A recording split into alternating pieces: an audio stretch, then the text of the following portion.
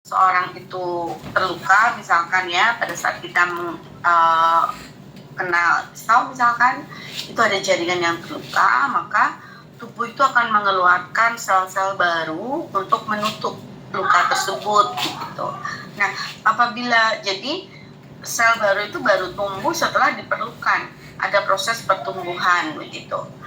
Nah, apabila dia tumbuh sendiri padahal sudah nggak dibutuhkan, nah itu berarti sudah kondisinya sudah tidak normal begitu. Nah, biasanya tubuh akan mengeluarkan signal tadi, suppressor cancer ya. Ini untuk menghambat pertumbuhan, dan nanti apabila tidak bisa dikendalikan ya maka dikeluarkan signal kematian sel atau apoptosis. Nah, tata laksana terapi itu selama ini memang operasi itu untuk stadium awal dan dilanjutkan dengan kemoterapi. Nah, untuk stadium akhir biasanya adalah diberikan terapi paliatif. Tetapi memang ada banyak efek sampingnya obat-obat kimia itu, diantaranya adalah tidak selektif, artinya tidak hanya mematikan terhadap sel kanker, tetapi juga mematikan sel normal yang memiliki sifat seperti sel kanker, sehingga diperlukan kemoterapi alami gitu. Nah, ini kalau Anda perhatikan, ini adalah 10 ciri dari sel kanker. Nah, ini disusun oleh Hanahan dan Weinbrock gitu ya, bahwa sel kanker itu yang pertama bacanya dari atas ini di PPT itu, kalau Anda lihat itu tidak kelihatan mana yang saya lingkari. Yang pertama adalah dia memiliki sustaining proliferative signaling. Artinya apa?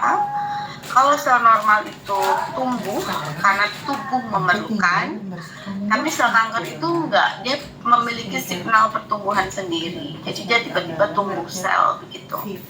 Nah, sehingga dengan demikian maka target terapinya adalah obat-obat kimia yang memiliki kemampuan EGFR inhibitor. Kemudian tubuh tadi memiliki signal untuk menghentikan pertumbuhan. Nah, sel kanker itu dia memiliki kemampuan menolak signal pertumbuhan itu. Nah, oleh karenanya yang memiliki obat kankernya ditargetkan adalah dia memiliki aktivasi terhadap inhibitor atau penghambatan terhadap cyclin dependent kinase atau CDK. Nah, kemudian yang ketiga itu adalah sel kanker itu juga menolak signal kematian sel. Jadi kematian sel itu disebut dengan apoptosis. Jadi obat target terapi adalah didasarkan pada kemampuan untuk mematikan sel, gitu ya, memiliki sifat pro-apoptosis. Nah, kemudian yang keempat itu sel kanker itu memiliki kemampuan untuk bereplikasi secara terus-menerus dan tiada henti, gitu ya. Bisa dikatakan bahwa kemampuan ini karena di dalam kromosom kita ujungnya itu ada telomer. Nah, telomernya itu nggak mau memendek, dia terus memanjang ya. Jadi akibatnya immortal gitu ya, tidak mati, tidak tua begitu. Nah, sehingga yang diperlukan adalah obat-obat yang inhibitor telomerase sifatnya. Kemudian yang kelima, sel kanker itu dia bisa mengeluarkan signal untuk membentuk pembuluh darah baru. Nah, itu bisa diatasi dengan inhibitor VEGF signaling. Kemudian ciri keenam adalah kalau dia sudah memiliki ciri-ciri yang 1-5, maka muncul ciri keenam. Kenapa itu menjadi titik akhir dari perjalanan kanker? Karena artinya dia sudah metastase. Metastase itu artinya menyebar ke organ yang lain dan bahkan membentuk kanker sekunder di organ yang lain. Kalau invasi itu nggak sampai organ lain, tetapi dia menyerang jaringan sebelahnya, gitu ya, itu invasi. Nah, 6 ciri itu harus dipahami dulu, dan oleh karena itu dari dasar ciri-ciri sel kanker itu maka obat-obat itu dikembangkan kalau untuk mencegah pembentukan pembuluh darah baru, gitu ya. Kemudian mencegah invasi atau metastase begitu. Nah, dan ada 4 ciri yang berikutnya itu yang saya kotakin ini, itu penjelasannya dari slide berikutnya. Di mana yang ketujuh itu adalah sel kanker itu bisa menderegulasi energi sel. Artinya selama ini kita makan, mengkonsumsi karbohidrat itu akan dirubah menjadi energi dan asam piruvat, ya.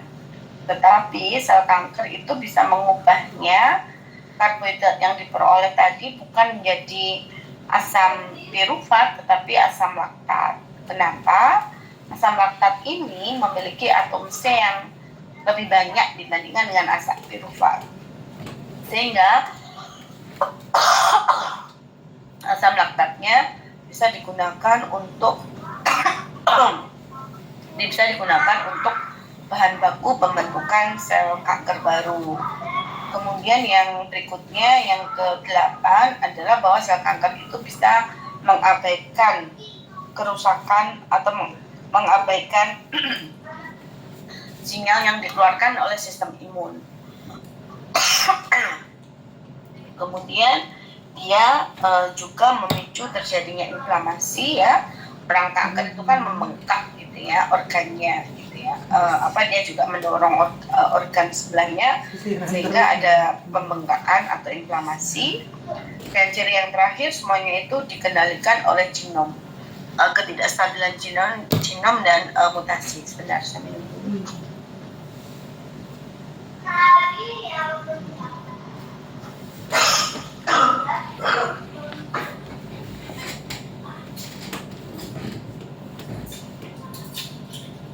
Sambil nyimak Google Meet aku coba kalau benar.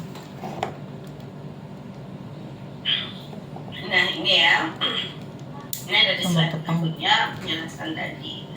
Nah, tadi sudah disampaikan bahwa salah satu ciri utama adalah bahwa dia memiliki signal pertumbuhan sendiri. Nah, signal pertumbuhan sendiri itu maksudnya adalah proliferasi sel. Proliferasi sel atau pembelahan sel. Nah, kalau terkait pembelahan sel, maka kita pelajari siklus sel, karena biasanya dari tahap-tahap ini juga itu sebagai target untuk kerja dari bahan obat alam dan juga obat-obat kemoterapi saat ini, di mana siklus sel itu dimulai dari dia memiliki 4 fase. Yang pertama adalah fase Cat 1. Ceritanya ini mulai dari sini dulu ya, bahwa sel yang sedang baik-baik saja, tidak sedang membelah, itu berada disebut pada Cat 0, Cat 0. Dia sedang posisi istirahat. Kemudian tadi dikatakan bahwa sel kanker itu memiliki growth factor, growth factor atau signal pertumbuhan sendiri. Signal pertumbuhan nutrien itu bisa memicu bahwa sel yang sedang istirahat tadi dipaksa masuk ke dalam siklus sel, yaitu memasuki fase yang pertama disebut dengan fase G1. Fase G1 ini adalah fase persiapan untuk memasuki fase S. Fase S itu adalah fase sintesa DNA. S itu sintesa DNA. Sehingga fase G1 itu mempersiapkan sintesa DNA. Artinya dia akan mempersiapkan untuk proses pembentukan DNA.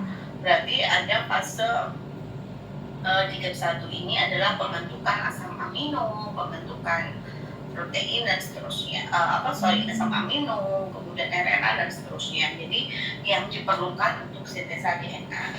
Apabila dirasa sudah cukup, maka masuklah ke fase S, fase sintesis DNA.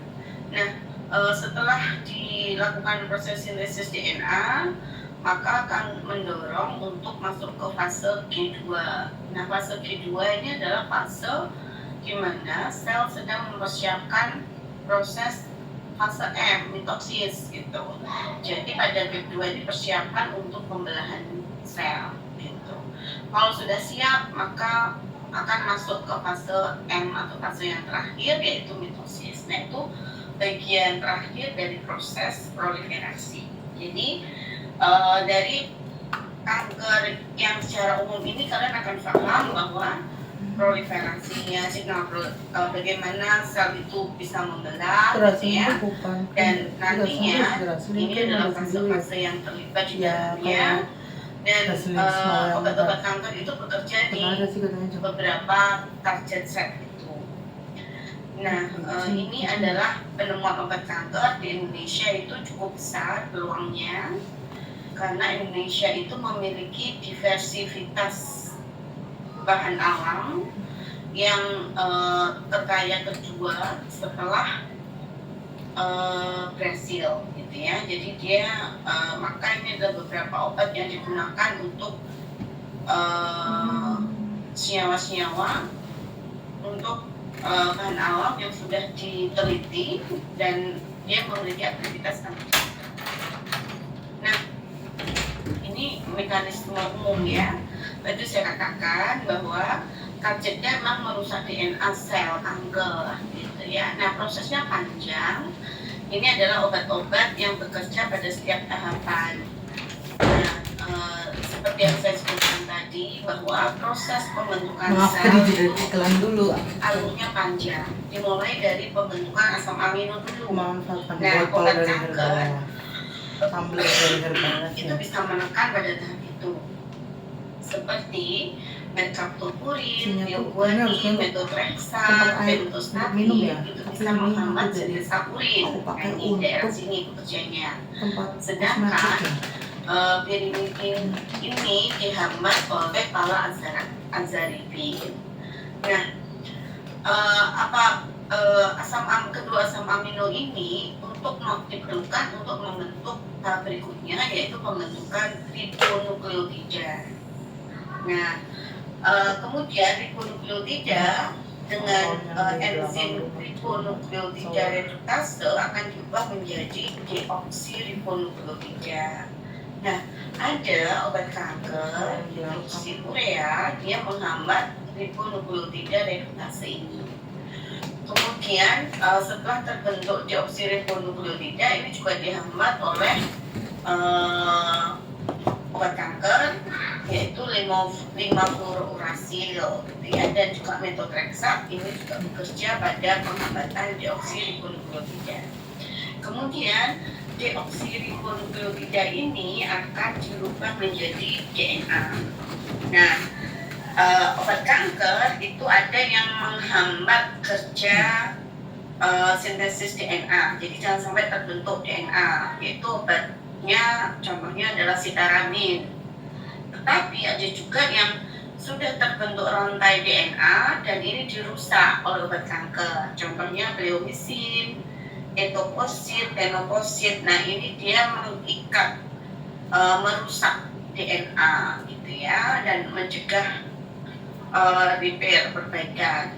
Nah, saya akan tekankan pada etoposид, tenoposид ini adalah termasuk bahan alam. Nanti tanamannya Photobillum deltatum itu terkenal dengan etoposид, tenoposид ini. Nah, kemudian apabila sudah terbentuk DNA ini akan dirubah menjadi RNA, baik itu tRNA, mRNA maupun rRNA. Nah, kemudian RNA ini dengan deaminase asparagin ini akan dirubah menjadi protein. Nah, ada yang menghambat agar tidak terjadi protein. Ini contohnya adalah L-asparaginase. Nah, apabila sudah terjadi protein, maka itu bisa menjadi enzim atau sel kanker.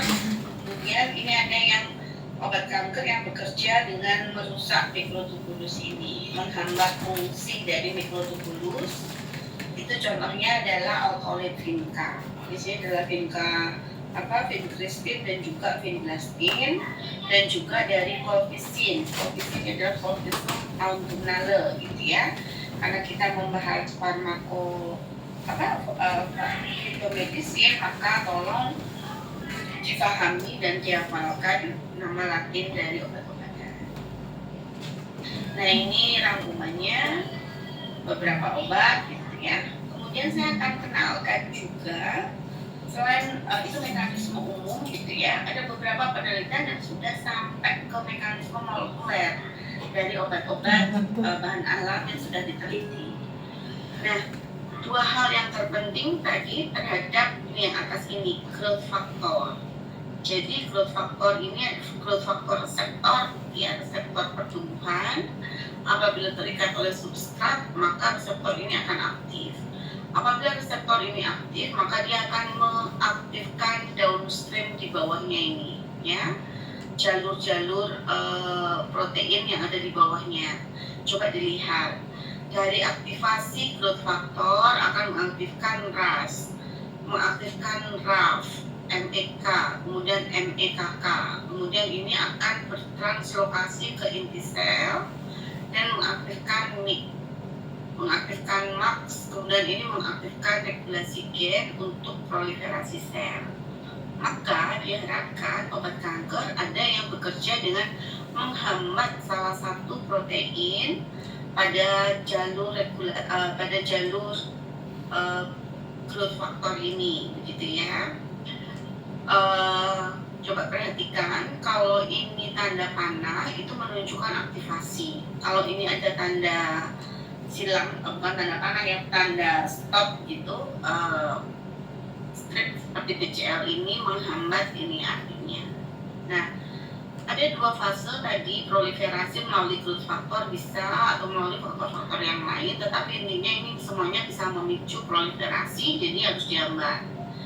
Tetapi ada juga yang dia memicu apoptosis. Nah, apoptosis itu biasanya dari death factor yang bawah ini, faktor kematian. Karena apoptosis itu memicu kematian sel, di mana aktivasi pada faktor death factor ini akan mengaktifkan reseptor kematian sel, diaktifasi pada fase 8 ini akan memicu apoptosis atau kematian sel. Bisa melalui fase 8, bisa melalui fase 9. Saya akan contohkan satu tanaman yang bekerjanya ini aktivasi terhadap growth factor, di mana dia mencegah MIC, ini MIC ini bisa. Ada yang mencegah Janus kinase bisa, tapi ada satu tanaman, Brussia javanica, dengan brucin A-nya, dia jalurnya ke penghambatan MIC, sehingga mencegah regulasi gen dan mencegah proliferasi sel. Selain itu, juga diamati bahwa dia juga memicu kematian sel melalui fase 8 dan fase 9. Dan dia juga mencegah proliferasi sel melalui NF-kappa B. Nah, ini coba dilihat pada slide saya yang berikutnya. Ini sudah ada, kita pakai slide saya yang berikutnya. Itu medicine ini ya.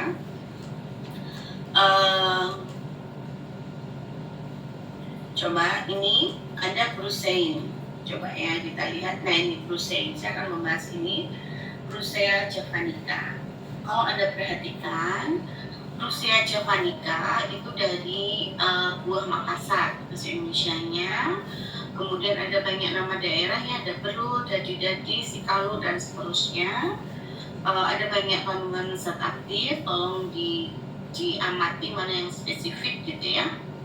Kemarin, ianatin, iatanin, dan brusialin. Bijinya mengandung brusatol dan brucin A, B, dan sampai H. Daging buahnya ini mengandung minyak lemak ya, dan juga asam lemak. Kemudian daunnya mengandung saponin dan tanin. Nah, saya akan fokuskan ke khasiatnya, itu anti tumor, anti inflamasi, dan antivirus.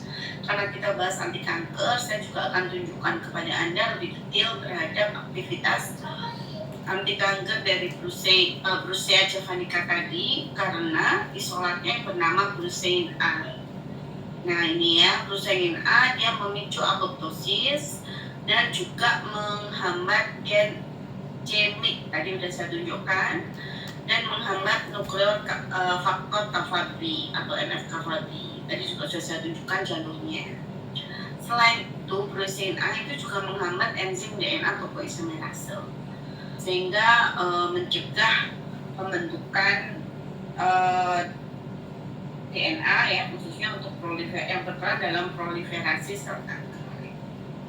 Brucin A juga menginduksi caspase mengaktifkan kaspase 8 dan kaspase 9, dan semuanya itu menginduksi apoptosis sel. Nah gitu ya. Nah, yang saya lengkapi dengan mekanisme molekuler itu hanya glusein A. Yang lainnya itu tugasnya untuk pertemuan pertama ini, yaitu Anda harus mencari mekanisme molekuler dari senyawa aktif yang senyawa aktif tumbuhan yang kita akan bahas pada malam hari ini. Oke, saya bahas dulu.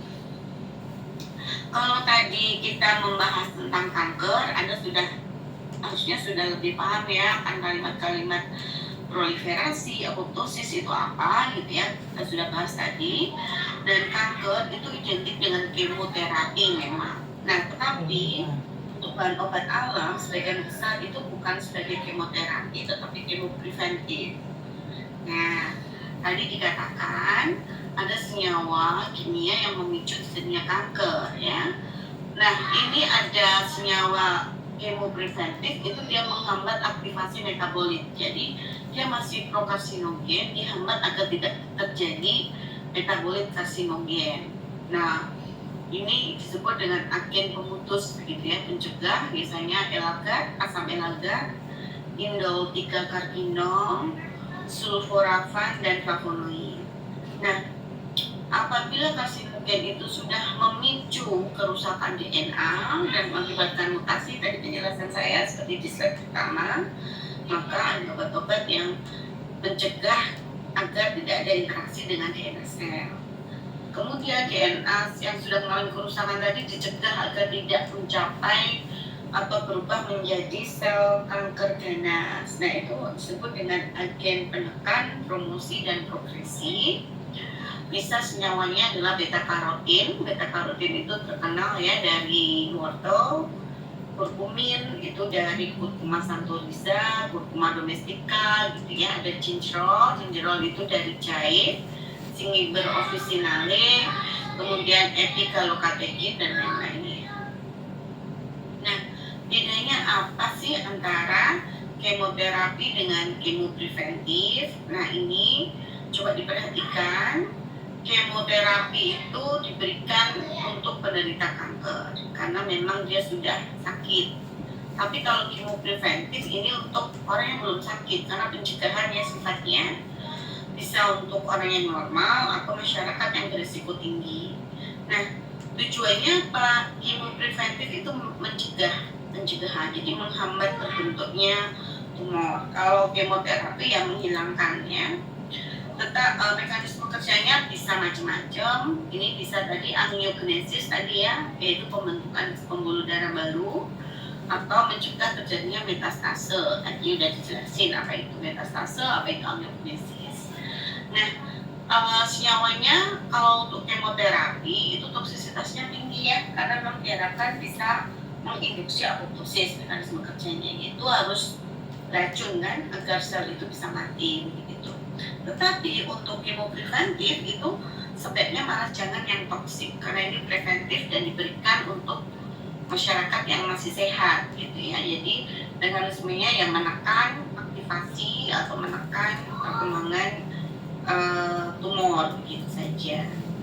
Karena memang targetnya juga berbeda. Kalau kemoterapi itu jelas targetnya adalah sel kanker yang ganas. Kalau kemopreventif itu lebih ke sel normal agar tidak berubah menjadi sel kanker. Nah, ini beberapa contoh untuk kemopreventif dan tanamannya ya.